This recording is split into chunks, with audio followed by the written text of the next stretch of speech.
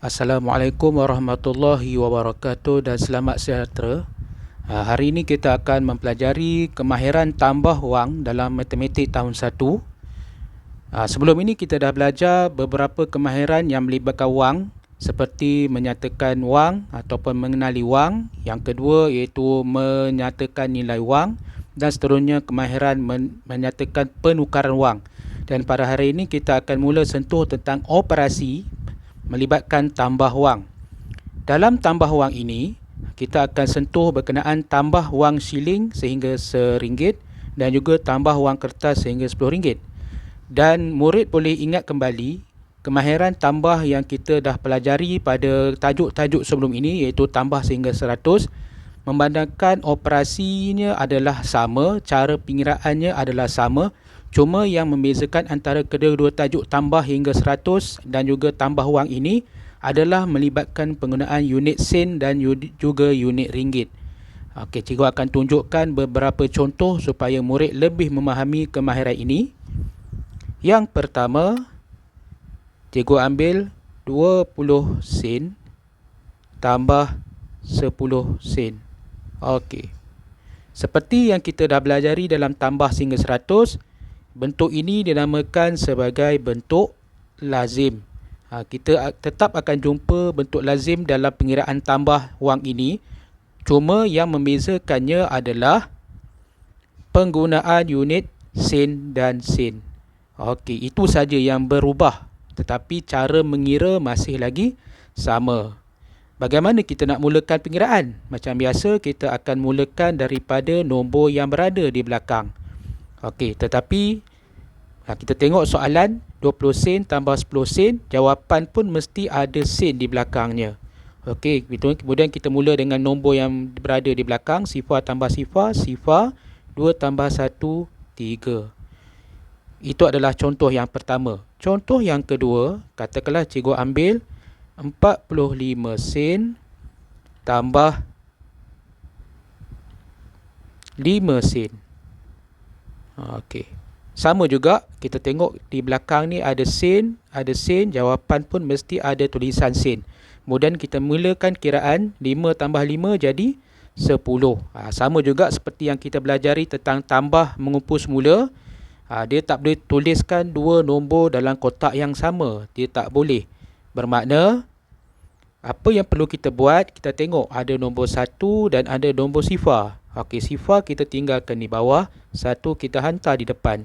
4 tambah 1 jadi 5. Okey, itu contoh yang kedua. Seterusnya contoh yang ketiga. Cikgu ambil 65 sen tambah 25 sen.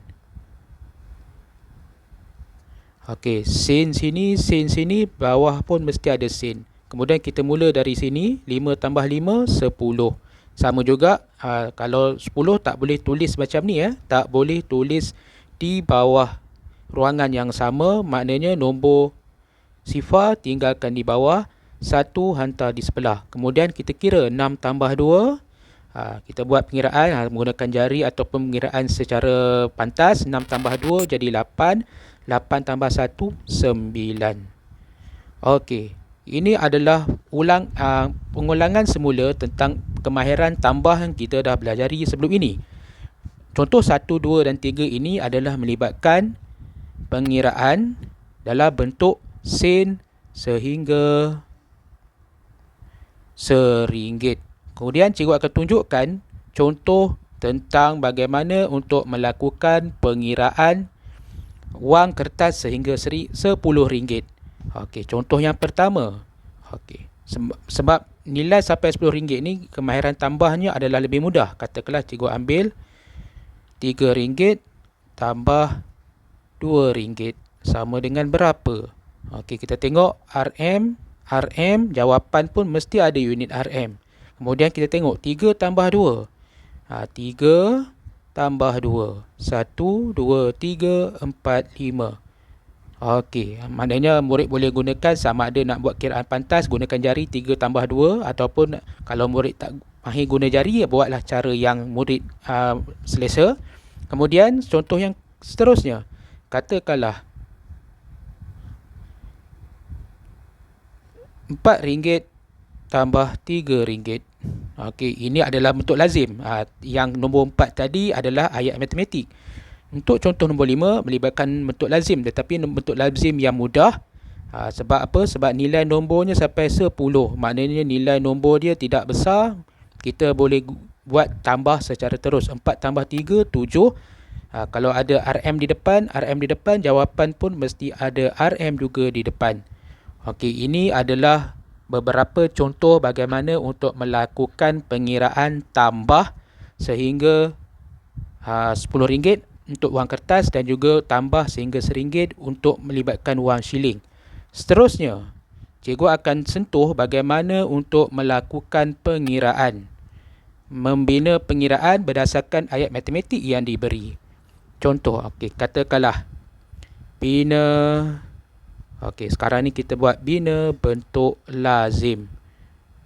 Cikgu akan tunjukkan beberapa contoh ya. Contoh yang soalan yang pertama. Katakanlah 30 sen tambah 30 sen. Sama juga berapa? Bila arahan mengatakan bina bentuk lazim, bermakna murid kena menyusun kembali nombor ke dalam bentuk lazim. Kita dah belajar kemahiran ini dalam tajuk tambah sehingga 100. Kita gunakan kembali pengetahuan sedia ada kita. Kita buat bentuk lazim 30 sen tambah 30 sen. Inilah bentuk yang kita kena buat. Inilah bentuk yang perlu kita buat nanti. Ini bentuk dia, namanya bentuk lazim. Sebab dalam soalan pertama, dia hanya berikan ayat matematik. Bila ada ayat matematik, kalau soalan menyatakan kita perlu bina bentuk lazim, inilah bentuk yang kita perlu buat. Okey, kemudian kita mula pengiraan. Sen, ada sen di belakang. Sifar dengan sifar, 3 tambah 3, 6. Okey, seterusnya. Contoh yang kedua.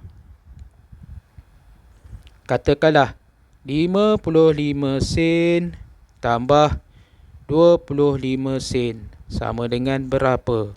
Sama juga kita bina bentuk lazim. 55 sen tambah 25 sen. Kemudian kita mula sen. Kita pastikan kalau ada soalan ada sen, jawapan pun mesti ada sen. 5 tambah 5, 10. Sifar di bawah, 1 di sini. 5 tambah 2 jadi 7. 7 tambah 1 jadi 8. Inilah jawapannya. Okey, seterusnya. Contoh yang ketiga. RM5 tambah RM5 sama dengan berapa? Ini sebab nilainya tak sampai 10, kita sebenarnya boleh jawab terus. Tapi kalau soalan menyatakan perlu bina bentuk lazim, kena akurlah dengan arahan soalan. So, bagaimana nak bina bentuk lazim? RM5 tambah RM5. Pastikan nombor mesti ditulis dalam baris yang sama. Supaya nanti mudah untuk buat pengiraan. Maksud nombor 5 tambah 5, 10 ringgit di depan. Okey. Harap murid dapat memahami setiap penerangan yang cikgu berikan berkenaan dengan tambah sehingga RM1 untuk wang shilling dan tambah sehingga RM10 untuk wang kertas, melibatkan beberapa contoh yang cikgu berikan tadi. Okey, itu saja untuk hari ini. Sekian, terima kasih.